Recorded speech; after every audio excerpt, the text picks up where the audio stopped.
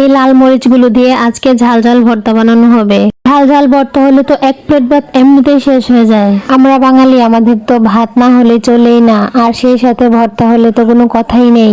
যতই পোলাও মাংস থাকুক না কেন, কিন্তু ভর্তার থেকে সেরা আর কোনো কিছুই হতে পারে না। তো হ্যালো সবাইকে, আসসালামু আলাইকুম। কেমন আছো তোমরা সবাই? ঈদের পর দিন থেকে মাংস খেতে খেতে এখন যেন আর একদমই মাংস খেতে ইচ্ছে করছে না। 3 থেকে 4 বেলা, বলতে গেলে সব বেলায় শুধু মাংসই খাওয়া হয়েছে। তাই মনে হচ্ছিল সবজি বা ভর্তা কিছু হলে খেতে খুবই ভালো লাগবে। লাস্ট কিছুদিন ধরে ভর্তা খেতে খুব ইচ্ছে করছিল। যেহেতু ভর্তা বানাতে অনেক বেশি কষ্ট হয়, সেজন্য ভর্তা সচরাচর বানানো হয় না। কারণ ভর্তার জন্য অনেকগুলো লাল মরিচ একসাথে বেটে নিতে হয়, আর যে ভর্তাটা বানায় তার হাত অনেক বেশি জ্বালাপোড়া করে। আর এই কাজগুলো সবসময় মায়েরাই করে থাকে। এখানে আমি 2 রকম ভর্তার জন্য অনেকগুলো পেঁয়াজ কেটে নিচ্ছি। যেহেতু 2 রকমের ভর্তা বানানো হবে, তাই আমি পেঁয়াজগুলো 2 ভাবেই কেটে নিচ্ছি। আর হ্যাঁ, আমি অনেক ভালো পেঁয়াজ কাটতে পারি। অনেক চিকন করেও আমি পেঁয়াজটা কাটতে পারি। যদিও চোখ অনেক বেশি জ্বালা পোড়া করে, তারপরও এই কাজটা আমার কাছে বেশ ভালোই লাগে। আর এখানে আলু ভর্তা করার জন্য আলুগুলো আগে থেকেই সিদ্ধ করে রাখা হয়েছিল। আমি আলুগুলো ছিলে নিচ্ছিলাম। কাটাকাটি ধোয়াধুয়ির এইসব কাজগুলো আমি করে নিচ্ছিলাম। এখানের আলুগুলো তেমন ভালো ছিল না, কেমন যেন শক্ত শক্ত রয়ে গিয়েছিল। ছিলতে অনেক কষ্ট হচ্ছিল। ভর্তা করার জন্য যখন আলুগুলো ম্যাশ করা হচ্ছিল, তখনও আলুগুলো গুটি গুটি ছিল। তারপর এখানে সবগুলো আলু ছিলে নিলাম। আলু ভর্তার জন্য যে পেঁয়াজগুলো কেটে রেখেছিলাম, সেই সবগুলো পেঁয়াজ হালকা করে ভেজে নেব। এগুলো একটু নরম হয়ে গেলেই উঠিয়ে নিব, কারণ বেশি ভাজলে ভালো লাগবে না। আর আলুর ভর্তার একটু হালকা পেঁয়াজগুলো ভেজে নিলে টেস্ট অনেক ভালো আসে। শুটকির ভর্তার জন্য এখানে 3টি শুটকি নিয়ে নিলাম। শুটকিগুলো ভালোভাবে পরিষ্কার করে নিতে হবে। শুটকিতে অনেক বেশি ময়লা থাকে। এখানে হালকা তেল দিয়ে শুটকিগুলো উল্টে পাল্টিয়ে ভালোভাবে ভেজে নিতে হবে।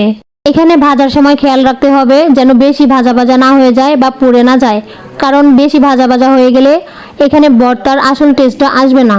ভর্তা করার জন্য এখানে নিয়ে নিলাম পেঁয়াজ, ধনেপাতা আর ঝাল ঝাল লাল মরিচ। তারপর প্রথমে লাল মরিচগুলো ভালোভাবে বেটে নিতে হবে, যেন কোনো আঁশ না থাকে।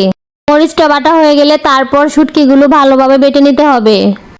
আর শুটকি বাটার সময় খেয়াল রাখতে হবে শুটকির কাটা যেন একদমই না থাকে। শুটকিটাও একদম মিহি করে নিতে হবে। শুটকি মরিচ এই দুইটাই ভালোভাবে বাটা হয়ে গেলে তারপর বাকি উপকরণগুলো দিয়ে দিতে হবে। পেঁয়াজ, মরিচ, ধনেপাতা আর লবণ পরিমাণ মতো দিয়ে দিতে হবে। তারপর এগুলো আবার বেটে নিতে হবে। ধনেপাতাটা ভালোভাবে মিহি করে বেটে নিতে হবে।